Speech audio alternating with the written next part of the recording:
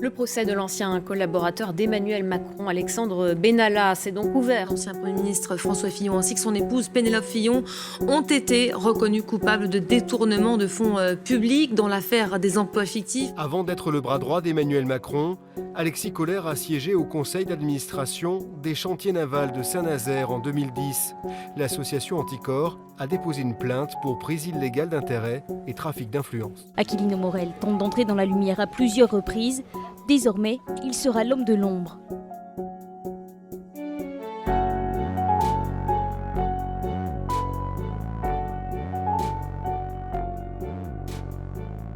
Pénélope Fillon, Aquilino Morel, Alexandre Benalla, Alexis Kohler, quand on entend parler des collaboratrices et des collaborateurs politiques, c'est souvent pour de mauvaises raisons. Trop payés par nos impôts, trop puissants sans avoir été élus, symbole du népotisme ou de la technocratie, ils alimentent tous les fantasmes d'une opinion qui ne connaît au fond pas vraiment le rôle de celles et ceux qui assistent nos élus. Ce métier, je l'ai moi-même exercé, sans profiter d'un réseau familial qui évolue loin des arcanes politiques, sans en tirer d'avantages personnels, parfois même sans être payé. Et beaucoup d'autres assistants politiques, des milliers, sont comme moi. Ils travaillent en région, à Paris, à Bruxelles, auprès d'une députée, d'une commissaire européenne, d'un ministre, d'une maire, d'un président de région. Ils sont à la conquête du pouvoir ou déjà dans l'exercice de l'État. Le cœur de leur métier, c'est avant tout leur engagement. Pendant 3 ans, j'en ai rencontré des dizaines. Et certains ont accepté de me raconter la réalité de leur vie, la vie de celles et ceux qui travaillent dans l'ombre des politiques. Je suis Mao Chaudoué-Delmas. Vous écoutez Les Ombres, un podcast de Slate.fr.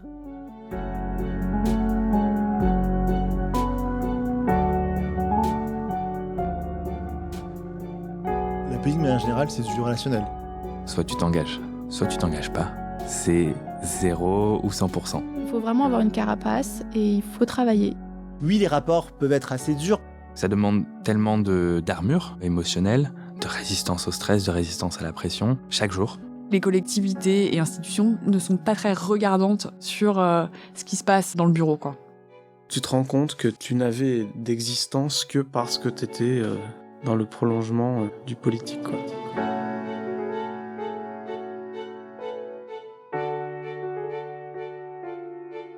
Non, pour de vrai, j'ai plus de vie sociale pratiquement. Je peux pas sortir le week-end parce que le week-end, soit je travaille, soit il faut que je dorme parce que sinon j'arrive pas à récupérer la semaine.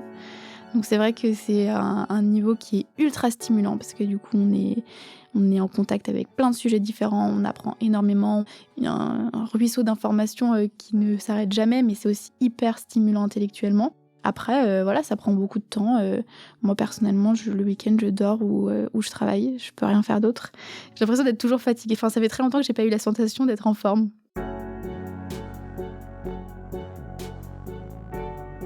À quoi elle ressemble, la vie de ceux qu'on ne voit jamais ? Marie, 26 ans, ancienne conseillère ministérielle à l'économie, nous l'a dit un instant, elle n'a quasiment plus de vie sociale. Parce que la politique, pour les collaborateurs, c'est totalisant. C'est un métier de passion, d'émotion, de partage. On y rencontre ses amis, ses amours, sa famille. Jonathan travaille depuis 15 ans en politique. Il a été en cabinet ministériel et en conseil régional. À 35 ans, il est aujourd'hui directeur de cabinet d'un élu d'une grande ville. Ce dont je peux témoigner après des années d'expérience, c'est que l'engagement politique est très fort en relations interpersonnelles et on partage aussi à travers la camaraderie des événements de vie personnelle qui peuvent être très forts et parfois très durs. Il y a tout un tas, par exemple, de camarades militants ou de copains militants, comme on dit, que je revois régulièrement aux enterrements. Par exemple, quand on a perdu un vieux camarade ou quand il y a une disparition, on se retrouve comme ça, tous ensemble, pour accompagner notre camarade ou ses proches. Et c'est des choses assez fortes qu'apporte le militantisme et l'engagement politique, ouais. Comme on peut aussi partager des moments de joie, des naissances ou autres, hein, ou des mariages. Mais c'est vrai que l'engagement politique apporte de l'amitié et aussi ce qu'on appelait le sens du parti. C'est-à-dire que moi, quand j'étais salarié d'un parti, on avait vraiment le sens du parti et C'était inimaginable, par exemple, de pas aller dire au revoir à un camarade à son enterrement. Ça faisait partie du sens de parti. Je sais pas si c'est pas quelque chose qui est en voie de disparition, ça.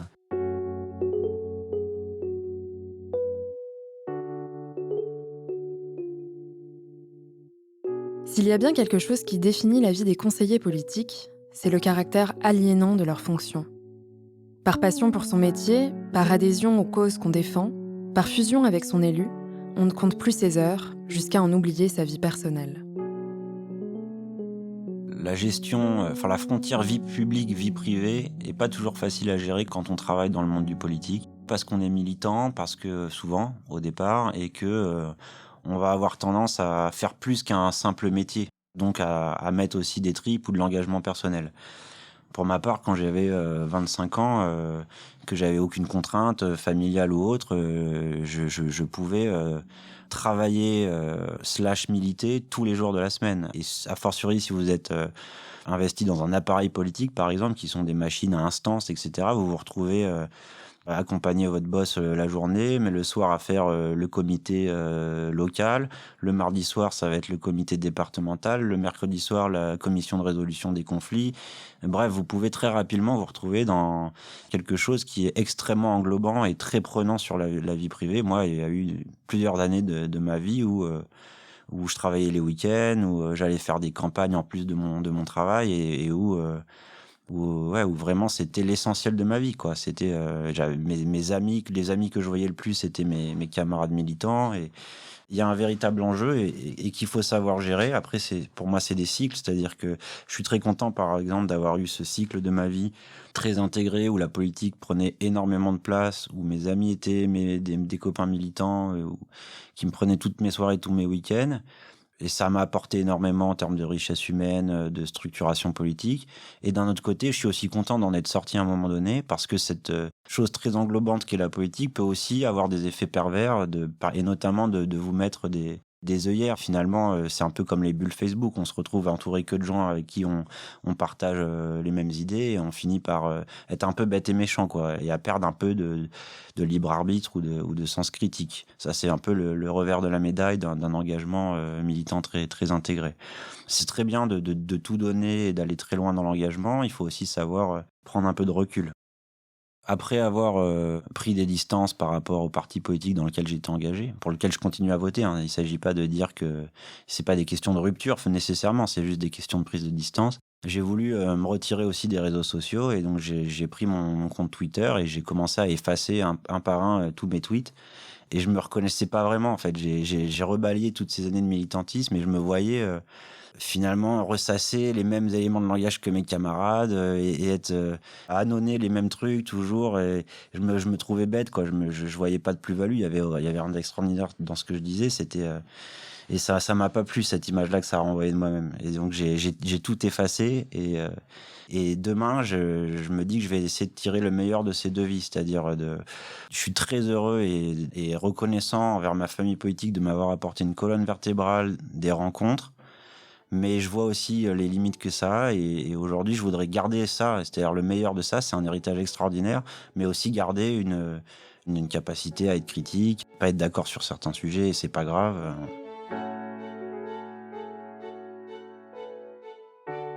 Sur les horaires, sur la manière de travailler, moi c'est vrai que c'était assez spécifique parce que je fais de la presse. Donc vous êtes très dépendant des actualités extérieures, des demandes, etc. Elles ne s'arrêtent pas du tout le week-end, elles ne s'arrêtent pas le soir. Avec les chaînes d'infos en continu, vous pouvez être appelé n'importe quand pour devoir écrire un point de vue et votre élu aille en direct dire ça, en essayant de ne pas écrire de conneries. Pendant 3 ans, Lorraine fut la conseillère en communication d'un adjoint au maire d'une grande ville française. Elle se souvient de la tyrannie de l'information en continu qui, selon elle, rythme la vie des élus et vampirise le quotidien des femmes et des hommes de l'ombre. Il y a le JDD tous les dimanches, qui est un moment politique, qui prend sur la vie des collaborateurs en presse chaque week-end, parce qu'il y a beaucoup de réactions. Il y a les grandes émissions politiques de radio le dimanche. Enfin, c'est un moment où il y a du contenu politique qui sort et donc qui oblige souvent les collaborateurs à réagir. Vous avez Twitter, où là, vous avez un flot de questionnements, de critiques. Et c'est vrai que si votre élu est attiré à l'œil sur une de ces critiques, il va vouloir répondre. Ce flot médiatique, en fait, envahit aussi les élus dans leur manière de travailler. Ils sont très attirés par la presse et les médias en général, hein. Et donc, finalement, ce flux est continu. Il ne s'arrête pas le week-end, il ne permet pas de faire des pauses, il ne s'arrête pas en vacances. Et c'est vrai que pour les gens qui le sont, ils le savent, quand vous êtes le contact d'un journaliste, il est entendu que vous devez lui répondre le plus vite possible. Ou sinon, vous aurez telle institution ou tel élu n'a pas voulu répondre. Ce qui, en termes de communication politique et publique, est plus compliqué que dans le privé. Parce que dès que vous avez des questionnements sur la sphère publique, il est quand même logique dans une démocratie que vous y répondiez. Mais le problème, c'est que le flot avec les réseaux sociaux est devenu tel qu'il est très difficile de séparer le prioritaire du superflu. Et donc, ça participe à cette espèce de fatigue généralisée, le fait que ce soit permanent, que ça ne s'arrête pas, et que ça empêche souvent d'avancer sur des dossiers ou des sujets de fond parce que vous êtes percuté par l'actualité. Et voilà, notamment dans les dernières années, entre les gilets jaunes. Je veux dire, l'actualité a aussi été pour le coup chrysogène, pour le moins. Donc, ça fait beaucoup de travail et ça percute beaucoup les agendas des attachés de presse.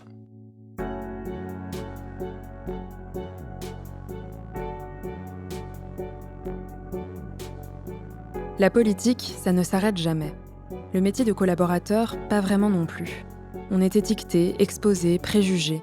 On endosse son rôle partout, tout le temps, même dans l'espace privé. C'est un métier de l'ombre, mais qu'on peut difficilement cacher. Certains essaient parfois, comme Christophe, 32 ans, père de 2 enfants et ancien conseiller d'un président d'une région rurale. C'est marrant parce que tu vas à un mariage, donc tu vas avec des gens que tu connais pas et tout, ils disent tu fais quoi et... Bon t'as pas tout le temps envie de dire que tu travailles pour une majorité dans laquelle il y a des gens de gauche, parfois même des communistes. En fait, c'est ça le truc, c'est est-ce que t'as envie tout le temps de confronter tes convictions politiques avec d'autres ? Non. Enfin moi, je suis à un mariage et j'ai envie d'être content pour les gens, de manger, de boire et de danser, quoi. J'ai pas envie de discuter de est-ce que François Hollande a raison de dire... Enfin, du coup, je disais que je travaille dans une collectivité. Ça devient une identité alors que c'est un travail. Enfin, moi, aujourd'hui, je travaille pas pour un homme politique. Je travaille pour un fonds d'investissement dans la finance solidaire. Donc, ce que je fais a un sens pour moi. Comme ce que je faisais auprès d'un président de région avait un sens pour moi. Sauf que on me réduit pas à une identité comme on le faisait quand j'étais collaborateur d'un politique, quoi. C'est aussi dans la manière dont on décrit ces gens-là comme des apparatchiks. Donc on se dit, ce mec travaille pour un président de région, il fait ça aussi. Moi, je faisais pas ça, j'écrivais des trucs toute la journée. Je faisais pas des magouilles politiques pour récupérer tel ou tel truc. J'écrivais juste, je transcrivais la partie de la stratégie définie sur tel ou tel sujet, je l'adaptais à mon sujet, quoi. Je raccrochais en quoi le fait de créer une nouvelle crèche, ça venait renforcer l'attractivité de la région et du coup c'était bien et c'était pour ça qu'on avait soutenu ça. Mais c'est tout. Mais je pense qu'il y a des formes de fantasmes, quoi, et du coup qui viennent alimenter cette espèce de détestation qu'on peut entendre des hommes politiques, quoi. Il m'arrive de pas avoir envie de dire ce que je fais parce que j'ai peur d'être étiquetée instantanément par la personne à qui je dis ce que je fais. Anna a commencé sa vie politique il y a 10 ans. Aujourd'hui, elle dirige le cabinet d'un adjoint au maire d'une grande ville française. Enfin, c'est un exemple tout con, mais ça m'arrive souvent quand je rencontre des gens à travers mes enfants, enfin donc des parents d'élèves ou quoi. J'ai pas tout de suite envie d'afficher la couleur. Parce que je sais pas déjà ce qu'ils pensent, je sais pas s'ils sont politisés, je sais pas s'ils sont très très éloignés de moi politiquement. Et donc je me dis, comme entrer en matière, c'est un peu compliqué d'arriver en mode bonjour, je fais ça, donc ils peuvent tout de suite se raconter que je suis comme ci, je suis comme ça en tout cas. Et surtout, en plus là, dans des périodes électorales, j'ai encore moins envie de le faire. Se dévoiler en tant que conseiller politique peut avoir des conséquences. Ce fut le cas pour François.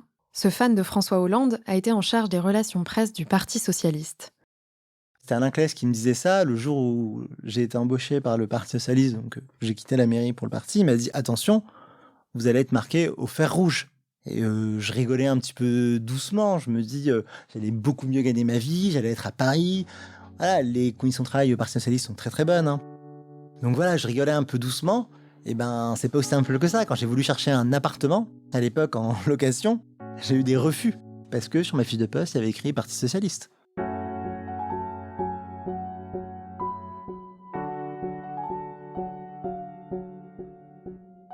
Quand on est conseiller politique, on fusionne avec son métier. On ne fait plus qu'un. On dépend entièrement de la personnalité pour laquelle on travaille, de ce qu'il ou elle représente, de l'image qu'il ou elle renvoie. On est soumis à son bon vouloir, en termes de rémunération, d'évolution de carrière, de reconnaissance.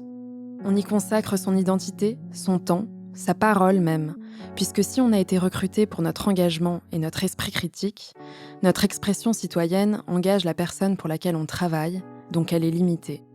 Le travail du conseiller politique repose entièrement sur la confiance qu'un élu veut bien lui accorder, sans autre filet de sécurité. C'est une relation qui est très spéciale parce que vous travaillez pour quelqu'un qui change d'avis, qui a des opinions, qui évolue, qui a des opportunités, qui en a moins.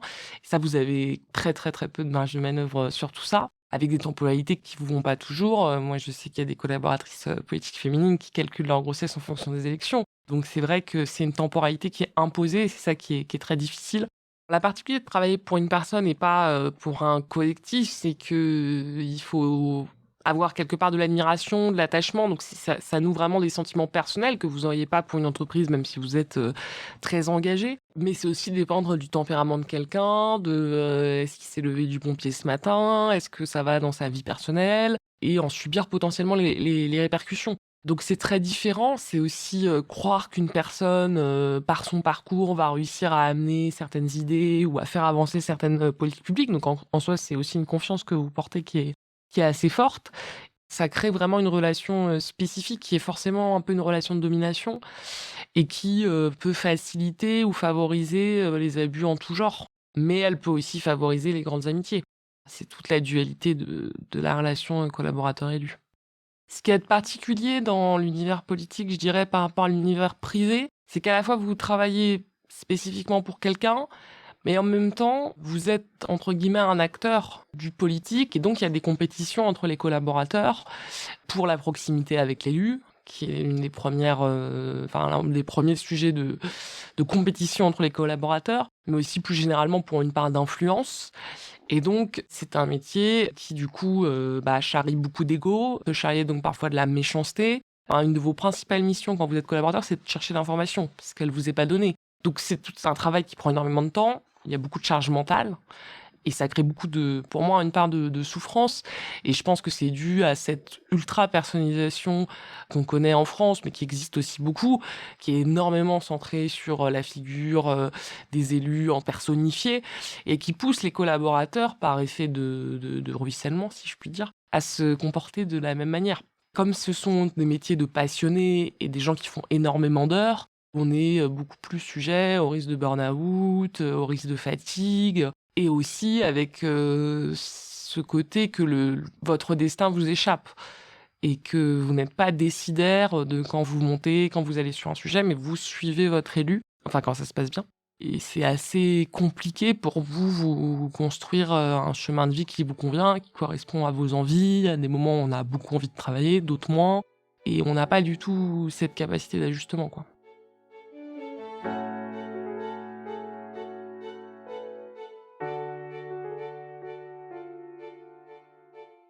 Sur le rapport à l'argent, encore une fois, c'est comme sur le rapport à la citoyenneté, c'est comme sur le rapport à pas mal de choses, c'est assez original, hein. C'est-à-dire que les politiques n'aiment pas parler argent avec leurs collaborateurs.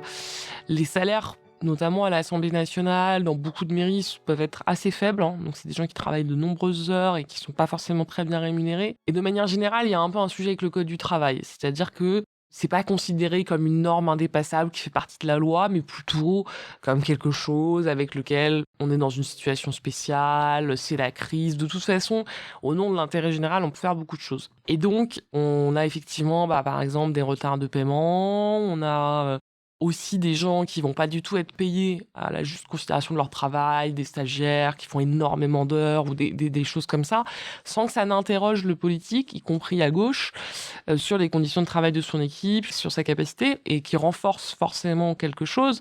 Et je pense notamment aux campagnes, c'est les bénévoles qui ont la capacité de ne pas être payés.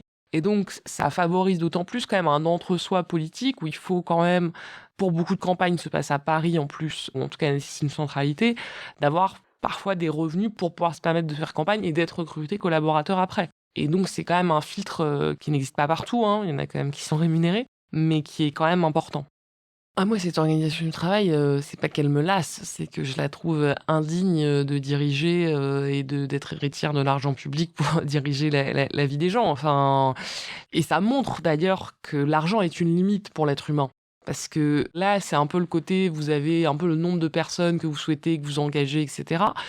pour régler tous vos problèmes. Donc ça vous dérange pas d'avoir plusieurs personnes qui font les mêmes choses et qui se tirent entre les pattes. Parce que finalement, c'est pas vous qui payez, c'est pas l'élu qui paye directement. Donc c'est quand même très problématique. Ah non, moi je serais pour une simplification et puis pour quelque part un alignement un peu plus classique sur ce qui se fait dans le management, j'entends de bonne qualité dans le privé, avec des parcours, avec des gens dont on envisage la sortie.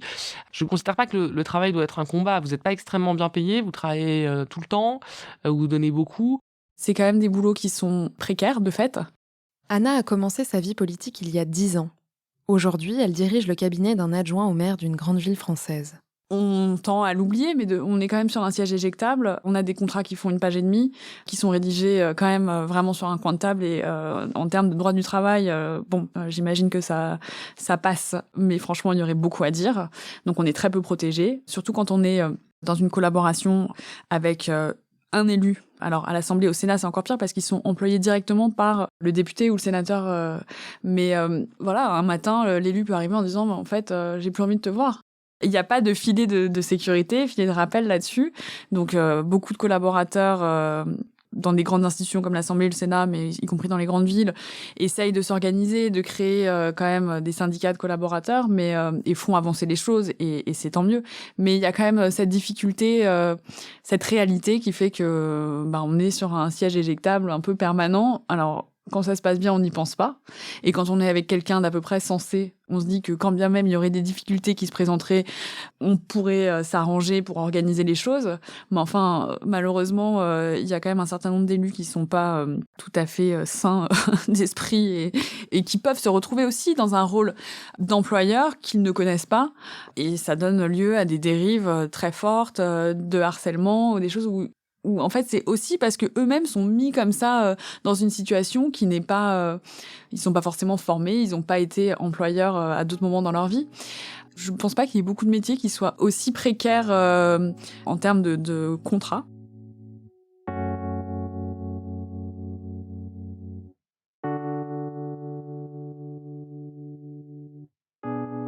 Pourquoi c'est pas plus encadré? Je pense qu'il y a un profond et un mépris et une méconnaissance du travail des collaborateurs. Déjà au niveau global, je pense à l'affaire Pénélope Fillon, mais c'est vrai qu'on a eu beaucoup pour le grand public, les collaborateurs politiques, il y a la même défiance qui est nourrie que vis-à-vis du personnel politique. Donc de toute façon, c'est des profiteurs, c'est des gens, on sait pas très bien ce qu'ils font et ils coûtent de l'argent public. Donc on est déjà sur une profession qui est mal considérée. Et un peu ce fantasme de, les collabs, c'est des collabs ministériels qui sont payés 8 000 €, etc. Alors qu'il y a énormément de collabs dans les petites mairies, dans les régions, dans les départements, partout, qui ne touchent pas des salaires du tout mirobolants. Il y a un manque de volonté politique, parce que c'est quand même aux élus de s'occuper de ça, et on a vu les nombreux scandales à l'Assemblée nationale, au Sénat, de harcèlement moral, de harcèlement sexuel vis-à-vis des collaborateurs, et que finalement, il y a dans la toute-puissance de l'élu, souvent une manière de ne pas vouloir contrôler. Et c'est vrai que quand il y a eu par exemple l'affaire Fillon, on a eu plein de députés qui ont dit non mais moi je recrute qui je veux comme collaborateur, et donc il n'y a pas cette notion de mise quand même argent public, et que c'est quelqu'un qui travaille quand même pour le public avant de travailler pour vous, et ça c'est pas du tout ce que à mon avis les collaborateurs ressentent au quotidien. Donc il y a un manque de volonté politique qui est assez choquant. Et donc ça pose sur la question d'empathie et de capacité à animer un espace de travail qui soit sain, ça pose pas mal de questions. C'est vraiment important de protéger, de reconnaître ce métier, tout simplement parce qu'il participe à l'élaboration de la chose publique et des politiques publiques. Et donc, en soi, il ne peut pas être une zone grise comme il l'est actuellement, sur lequel les citoyens n'ont aucune visibilité, n'ont aucun contrôle, c'est pas le sujet, parce qu'on va pas se retrouver avec des citoyens qui décident des collaborateurs, mais je veux dire, le fait que ce soit une zone grise ne renvoie pas à la transparence des décisions publiques, à la transparence de l'explication de ce qui se fait dans la chose publique, et ça en soi, pour moi, c'est dérangeant. Donc j'aimerais vraiment que ce métier soit reconnu, et j'adorerais que, par exemple, pour les présidentielles, il y a un candidat qui propose une loi sur le statut de collaborateur, qu'elle soit associée, bien sûr, à des contrôles, parce qu'il peut y avoir des abus aussi, mais aussi à des avantages, à de la protection de ce statut-là, et qui interroge finalement ce rôle qui est totalement méconnu dans la société et qui est pourtant essentiel. à la politique et à la bonne gestion d'un pays.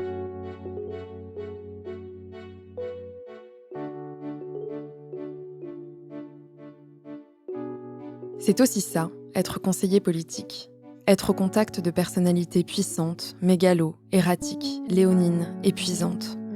Parfois, c'est aussi faire l'objet de harcèlement, à l'abri des regards. Étienne a 35 ans, il fait des allers-retours entre l'enseignement et la politique depuis 15 ans. Aujourd'hui conseiller auprès d'une mère, il revient sur une expérience particulièrement douloureuse d'une campagne électorale. Il m'est arrivé de rencontrer des personnes vraiment méchantes. Des élus, des candidats, qui sont des personnalités nocives. Je pense pas que ça arrive plus qu'ailleurs. Je pense que dans tous les milieux professionnels, on en rencontre, mais ça existe aussi en politique. Alors, ça peut avoir des conséquences plus terribles parce que c'est des personnes à qui on peut confier potentiellement des responsabilités pour la collectivité, mais de fait, ça existe. Et une fois, j'ai eu, comme ça, dans une campagne, à connaître une personne qui avait une personnalité borderline, quoi. Donc, elle était très convaincue par ses engagements écologistes et en même temps extrêmement brutale avec les êtres humains. Elle avait décidé de se venger sur des personnes qui avaient travaillé, des collaborateurs et des collaboratrices de la campagne. Ces règlements de compte, elle a décidé de les mener dans une sorte de cabale avec des mails extrêmement violents où elle demandait qu'on organise un jury en interne pour demander des comptes à telle ou telle personne, et ça m'a ulcéré. J'ai trouvé que c'était s'en prendre à des gens qui avaient été sincères, qui ont fait ce qu'ils ont pu, dans des conditions qui n'étaient pas faciles, mais qu'en tout cas, rien ne justifiait qu'on puisse les traiter de la sorte. Ça a été un moment très brutal parce que il a fallu qu'on s'oppose à cette personne. Alors on était plusieurs, hein, j'étais pas le seul. On a à quelques-uns décidé de ne pas la laisser faire. Et ça s'est terminé en rupture extrêmement violente.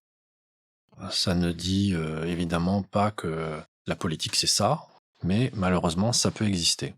Et on sait que dans des organisations politiques, quelles qu'elles soient, de droite, de gauche, quelle que soit la couleur politique, eh bien, on a souvent comme ça des règlements de compte très brutaux qui font que ça laisse des traces. Ça laisse des traces personnelles, intimes, des mauvais souvenirs, et parfois ça peut aussi dégoûter des personnes et faire que eh bien, elles disent en fait tout ça c'est pas pour moi, quoi. Voilà. Et comme disait Mauroy avec cette belle formule, parfois quand on fait partir tous les dégoûtés, eh bien, il ne reste que les dégoûtants. Et il y en a des dégoûtants en politique. Le monopole masculin y est difficile à briser et les femmes élues sont toujours des intruses dans les sphères de pouvoir. Dans l'ombre, c'est parfois encore pire. 285 élus, fonctionnaires, collaboratrices, associatives, militantes, 285 femmes qui travaillent dans le milieu politique et qui dénoncent des insultes, des remarques déplacées, mais aussi des agressions, des pressions pour obtenir des faveurs sexuelles. Ouais, le milieu politique, c'est un milieu qui est quand même assez violent, assez dur, même très dur. Enfin, moi, j'ai vu des choses, effectivement, où on n'imagine pas que, enfin, des gens se parlaient très mal, mais même parfois avec des menaces quasiment physiques, hein, dans des manières. Moi, il m'est arrivé de me retrouver en face d'un député qui faisait quasiment 2 mètres de haut et de large, qui était pas loin de me menacer physiquement en me disant vous allez retirer cet amendement. Donc oui, là, il y a un côté un peu qui est très violent, mais de toutes les manières, on est dans un univers où les gens sont là parce que d'autres ne le sont pas. C'est-à-dire que l'élu, il est là parce qu'il a réussi à sortir tous les autres qui voulaient sa place au sein de son parti pour être désigné, pour être en bonne position sur la liste, ou un député, enfin, je veux dire, se faire investir par son parti politique pour être ou tête de liste, ou enfin bien placé sur une liste, ou député, candidat dans une circonscription, c'est le fruit de batailles internes dans les partis qui ne peuvent se faire que par la violence. Alors évidemment, c'est pas heureusement que de la violence physique, mais c'est écarter, trouver sa place, faire en sorte que l'autre trébuche et soit plus sur son chemin. Il y a une violence inhérente en fait. On n'est pas élu juste parce qu'on est super, quoi. Donc on est élu quand même parce qu'on a joué des coudes, on a poussé, pour 1000 raisons, on a réussi à se mettre au bon endroit au bon moment et se faire désigner pour y aller, quoi. Donc derrière, ça a un impact évidemment sur tout le fonctionnement de la vie politique. Et peut-être que par rapport à d'autres milieux, finalement, les politiques s'autorisent plus de choses. Enfin, ça, c'est quelque chose qui m'a toujours marqué, de me dire, mais après tout, ils font la loi, voilà, ils prennent des décisions pour la société, et eux-mêmes s'appliquent quand même assez peu tout ça, ou avec un temps de retard. On peut vite se retrouver enfermé dans quelque chose qui peut être toxique, hein. Et malheureusement, des collaborateurs qui ont subi des violences et du harcèlement moral, il y en a pléthore. Derrière la porte du bureau, on regarde pas forcément ce qui se passe. Ça peut être des demandes qui dépassent largement le cadre prévu du travail de la collaboration. Donc, on peut se retrouver à gérer des trucs qui relèvent de la vie privée. Ça peut être une charge de travail qui est démesurée. Heureusement, ces situations, elles sortent maintenant et les collaborateurs qui ont vécu ça dénoncent. Il y en a beaucoup. C'est une réalité. Maintenant, il n'y a pas que ça, heureusement. Sinon, moi, je serais plus là. Sur les questions de violences sexistes et sexuelles, j'ai pas parlé des agressions que j'ai subies quand je les ai subies, et j'en ai subi plusieurs. Parce que j'étais seule, en fait, parce que je savais pas que c'était pas normal, parce qu'on parlait pas de tout ça, c'était avant MeToo. Est-ce que j'aurais dû parler? J'aurais dû parler, oui et non, parce qu'on peut pas non plus forcer les victimes à parler et les rendre responsables du fait de ne pas avoir parlé. Je trouve ça fou d'avoir pensé que c'était en partie de ma faute et que c'était normal quelque part, enfin que il n'y avait pas mort d'homme. Donc je sais pas si j'aurais dû parler, mais si, je pense que j'aurais dû parler. Mais je suis pas sûre que c'était audible à l'époque. J'aurais dû parler pour moi et puis pour d'autres aussi. C'est ça que je voulais dire, c'est que cette violence, parfois ce sont des agressions en tant que telles, et puis parfois c'est la manière dont on parle des choses. Et je pense que quelque part j'ai fait partie aussi de ce système, c'est-à-dire telle nana que ça faisait rire tout le monde de se dire qu'elle avait couché avec un tel et de colporter ses rumeurs et de se dire de toute façon celle-là machin. En fait, moi je pense que j'ai participé de ça parce que je me rendais pas compte en fait que c'était hyper violent et que même en étant une jeune femme dans ce milieu-là, j'avais pas forcément compris qu'on devait se serrer les coudes. J'aurais peut-être dû me taire à l'époque. On n'est pas complètement au bout des changements de comportement en politique, notamment sur les violences sexistes et sexuelles. Et c'est quelque chose que moi j'ai vu les choses changer en fait, parce que j'ai commencé au début des années 2010, avant MeToo. Ça bouge, mais ça bouge pas assez vite. Donc on en est encore à devoir faire entre guillemets un MeToo politique. Voilà, c'est un milieu où je pense il y a eu énormément d'abus. Enfin comme partout, ils ont été longtemps tus.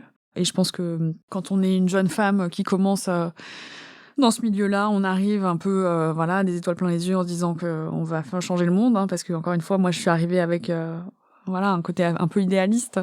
On est des proies faciles. Parce que il y a le pouvoir, parce que il y a comme ça une asymétrie de fait qui est liée à ce milieu-là.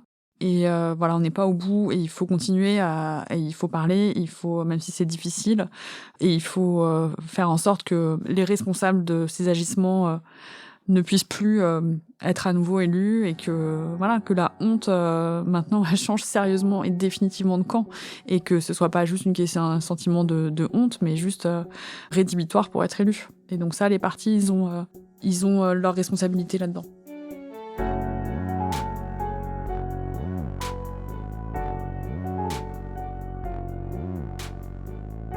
Vous venez d'écouter Les Ombres, un podcast de Mao Chaudoué-Delmas, produit et réalisé par Slate.fr sous la direction de Christophe Caron et Benjamin Septem-Ours.